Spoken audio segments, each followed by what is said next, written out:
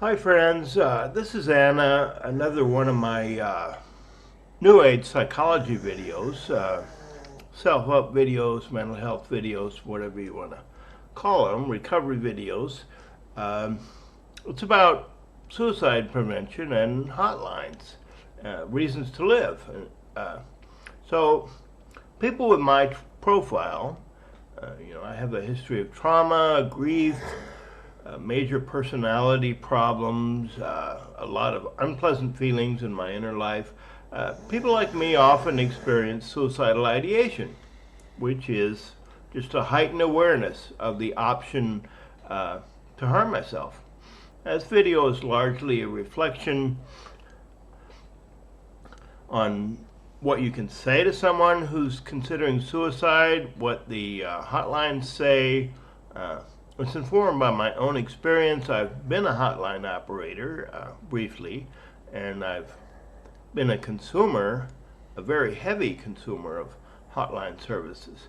So I reveal also some of my own reasons to live, some of my coping strategies, and something called a safety plan, which I believe is very important. It's a document.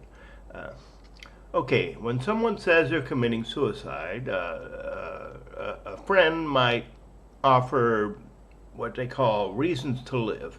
They may point out that the person's achievements or the presence of others who care about them or need them. They may mention a person's talents, gifts, or accomplishments. Uh, my experience is that the professional helpers, such as 988 or the Trevor Project, they seldom adopt these tactics, possibly because they're ineffective in a crisis. They certainly don't help me until I feel better. Uh,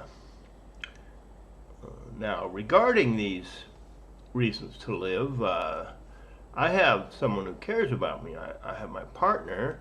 I have talents, my wonderful intellect that often leads me down a rat hole, but sometimes produces something useful.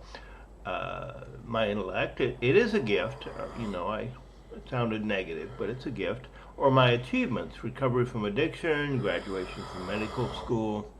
When these are pointed out to me by counselors, it doesn't seem to help much. Now, after I feel better and I reflect on these facts, they do become meaningful and compelling so that the next time I have a crisis, I can draw strength from them.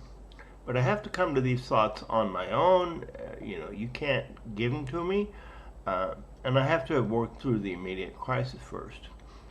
AA often favors gratitude lists where the person is invited to name the good things in their lives. And, there are even gratitude meetings where you go around a room and everybody's supposed to say something they're grateful for. I find them helpful when I'm feeling when I'm not scared as hell, but when I feel kind of on my feet, then they're helpful.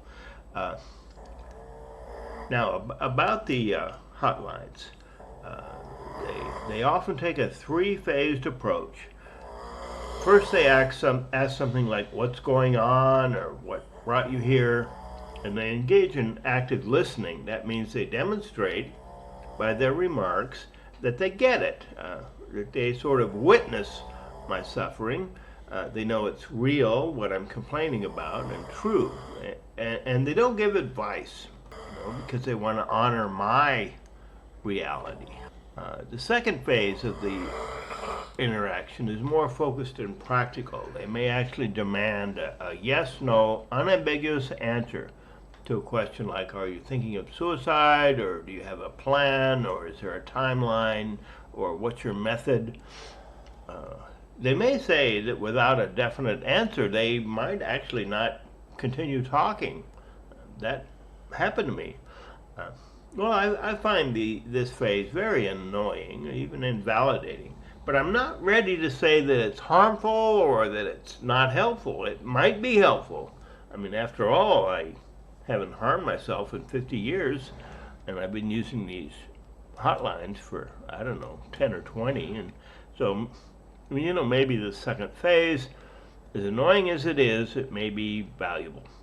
The third phase is safety plans. A safety plan is a personalized, structured document that supports suicide prevention that's designed for the individual. Everybody's safety plan is different. If you download a boilerplate off the internet, God help you if you depend on it without making it your own by putting your own stuff in.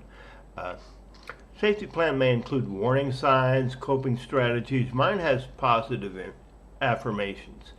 I've come to believe in these plans, even rely on them. Annoyingly, the second and third phases often feel scripted and rather impersonal, and I've come to accept that. I don't allow it to drive me away because I want the help. I want to live. I want to, continue to learn and participate in life and have relationships and create these videos and, all that stuff. So I put up with the annoyance. About my personal reason for living, I have a deep curiosity about my own inner life, how I came to be the woman I am, the lives of others, the future, all this curiosity. That's kind of what keeps me going. But everybody has to find their own reason. I'm sure for many it's something else. These affirmations, I'm going to share mine with you. It's important that each person choose their own or even invent their own.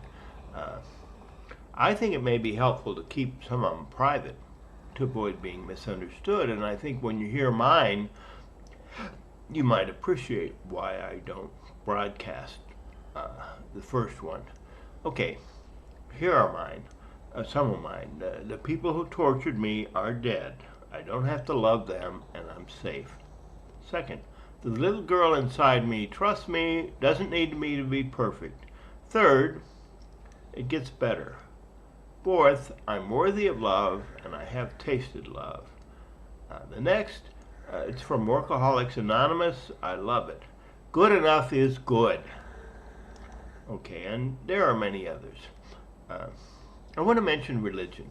It's a resource. It's not a requirement for recovery.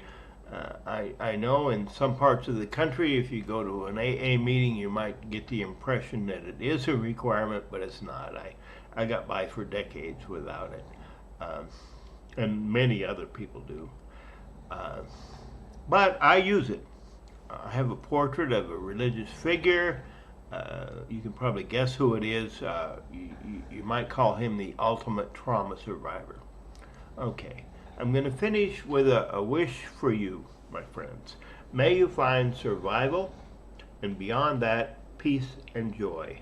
Thank you. Hey friend, this is a transgender video, and if you are one of those few people who are tempted to drop some transphobic remarks in the comments under the video, there are two things you need to know. First, I'm actually not going to hate you back. In fact, I'm going to channel loving kindness to you just to frustrate you.